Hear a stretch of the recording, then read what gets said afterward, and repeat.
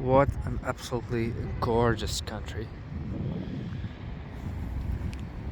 I think I'm at a point where I've never been happier in my life than right now. And I felt like that many times, but then there's always something topping it up further. And I'm in such a good point in my life that if there's anything like the feeling, have you ever been in love and you just feel like you walk on the clouds? And anything that happens, someone flips you a finger in traffic, someone cuts you off, you read the bad headline in the news, you just can't be bothered. You're like, oh well, call me indifferent, I just don't feel it anymore. And that's how I feel about life.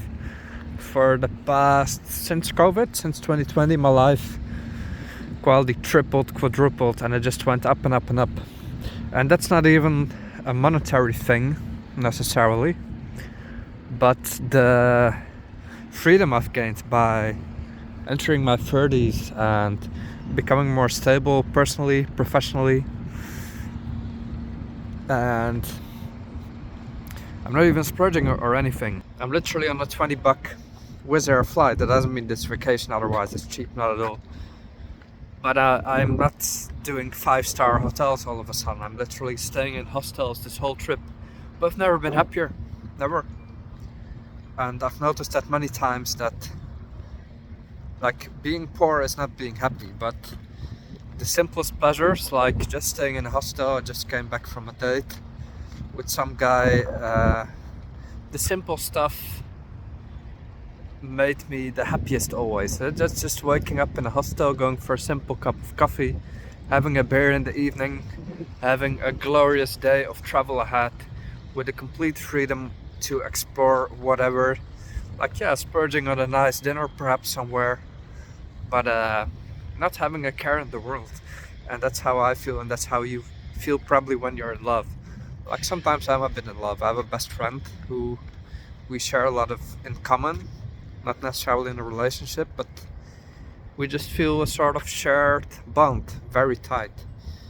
And I have that with several people where I just feel very close to a person, and just gives me butterflies to be sharing experiences or thoughts with persons, intimate close friends and family. And I'm so happy that I'm walking the clouds all the time, and then I just feel like nothing bothers me.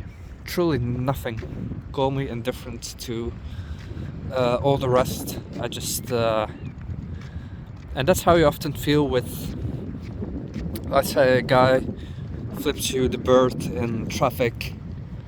That guy perhaps isn't in love anymore, or he's in an unhappy relationship. Because if you're walking on the clouds, you don't care for any of that. Like, my flight's delayed 2 hours, I don't care, it does nothing to me. I never get angry or upset.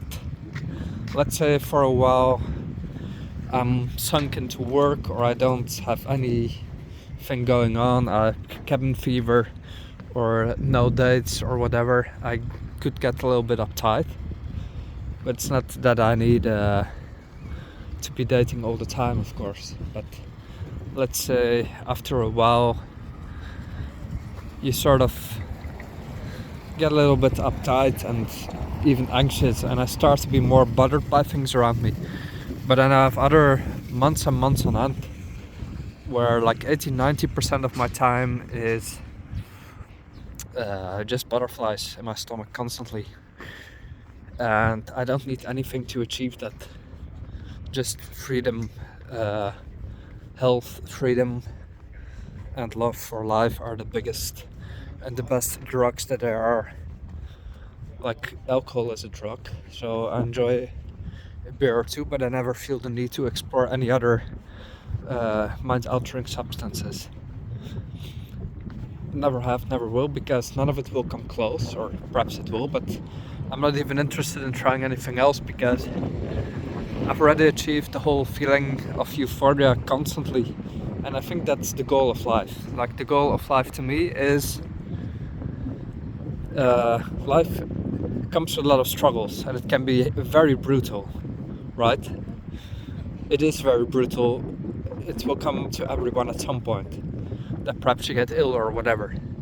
We don't live eternally, but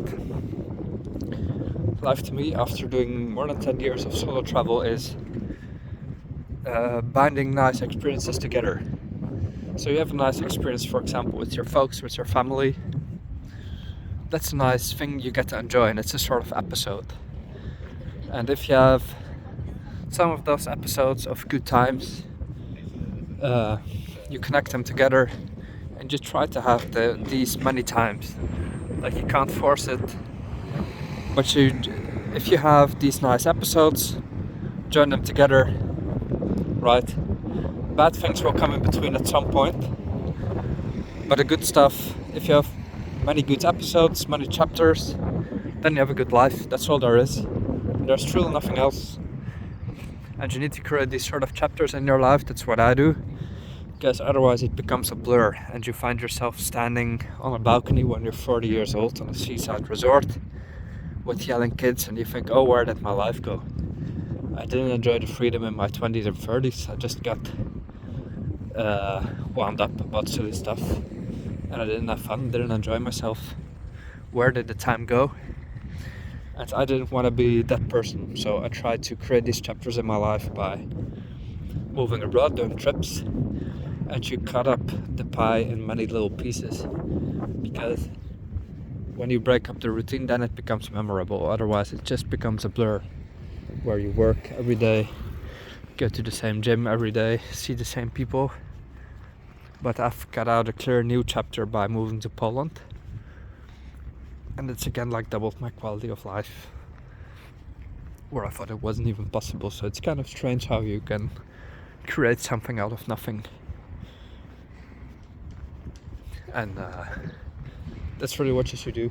Find these chances, and if something pulls you in a certain direction, just try to have some courage and go for it. That sounds very fluffy, perhaps, like life coach sort of stuff, but I don't think it is, because many people actually don't listen to their intuition at all. They put it away, whereas I'm trying to be very much in tune with it, and it brings you to places like this. Alright, I'll catch you later.